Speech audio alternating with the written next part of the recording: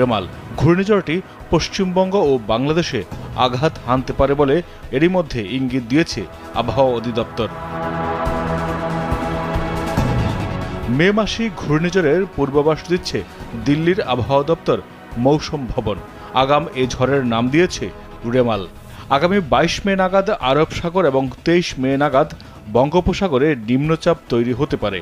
ঘূর্ণিঝড় তৈরির জন্য সাগরের গরম পানিকে প্রধান চালিকা শক্তি বলে মনে করছে আবহাওয়া অফিস। দিল্লির মৌসুম ভবন জানিয়েছে, বঙ্গোপসাগরে ঘূর্ণিঝড় সৃষ্টির কার্যক্রম তৈরি হতে পারে আগামী সপ্তাহে, যা আরও শক্তিশালী হয়ে উঠতে পারে। প্রশ্ন হলো, সেটি কি ঘূর্ণিঝড়ে পরিণত হবে? তেমনটি হলে তা কোথায় আছড়ে পড়বে?